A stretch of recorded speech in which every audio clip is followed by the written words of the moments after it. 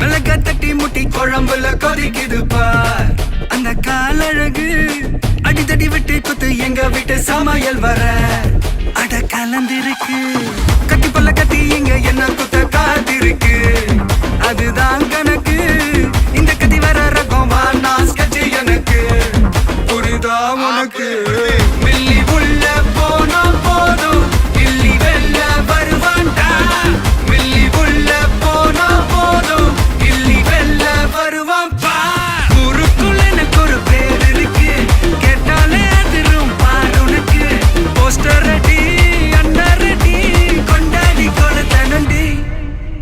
உணவளிக்கிறது அப்படின்றது ஒரு வகையான சந்தோஷம் அப்படின்னும் நிறைய பேருக்கு உணவளிக்கணும் அப்படின்னா அதில் ப்ராப்பரான டீம் ஒர்க் இருக்கணும், தலைமைத்துவம் இருக்கணும், பிளானிங் இருக்கணும், அதை கரெக்டாக இம்ப்ளிமெண்ட் பண்ணணும் அப்படின்னு சொல்லிட்டு இந்த வீடியோவை மாதம்பட்டி ரங்கராஜ் அவர்கள் பகிர்ந்திருக்காரு. திருவண்ணாமலையில் திமுக உறுப்பினர்கள் மாநாடு நடந்திருக்கு. இதில் 25,000 28,000 பேருக்கான நான்வெஜ் உணவை தான் இவங்க சமைச்சிருக்காங்களாம். இவங்களுடைய கேட்டரிங் சர்வீஸ் மூலமா இப்படி பிரம்மாண்டமான முறையில் இவ்வளோ பேருக்கு இவ்வளோ உணவு தயார் செஞ்சிருக்காங்களாம். அப்படி இவ்வளோ பேர் அந்த மாநாட்டில் கலந்துக்கிட்ட நிலையில அவங்களுக்கு உணவு தயார் செய்யக்கூடிய இந்த வீடியோவை தான் அவர் இந்த மாதிரியான கேப்ஷன்ஸ் போட்டு பகிர்ந்திருக்காரு.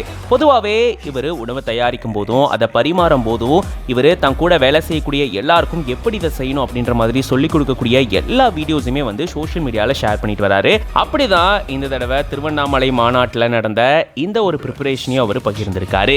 வரப்போற எம்பி எலெக்ஷனை எப்படி எதிர்கொள்ளணும் அப்படின்னு உறுப்பினர்களுக்கு இந்த மாநாடு நடத்தப்பட்டிருக்கிறதா சொல்லப்படுது. இந்த மாநாட்டில் முதலமைச்சர் கூட கலந்துக்கிட்டாரு. இப்படி இவ்வளோ பேர் கலந்துக்கிட்ட நிலையில் இதில் கேட்டரிங் சர்வீஸ் இவர் தான் பண்ணியிருக்காரு. ஸோ அது தொடர்பான வீடியோவை தான் பகிர்ந்திருக்காரு. இது பற்றின உங்களோட கருத்துக்களை கமெண்ட்ஸில் சொல்லுங்கள்.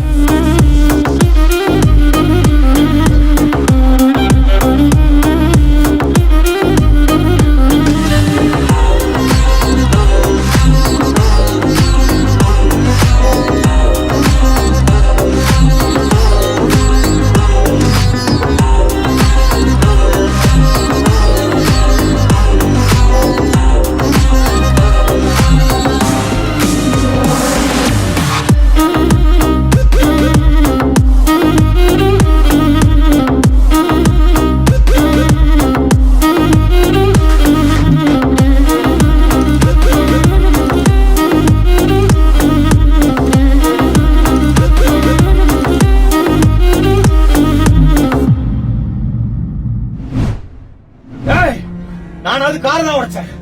இந்த ஆள் கார் போல்ட் கழட்டி விட்டு கொல்ல பார்த்திருக்கான். ஜஸ்ட் மிஸ்ல நானும் என் ஒய்ஃபும் தப்பிச்சிருக்கோம்.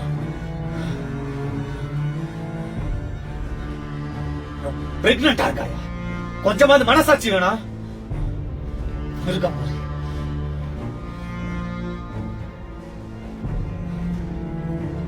இதுல விழுந்த ஒவ்வொரு அடியும் உன் மேல விட வேண்டிய அடி. எனக்கு வர கோவத்துக்கு உன்னை அப்படியே உயிரோட தீ வச்சு கொளுத்திட வேண்டாம்.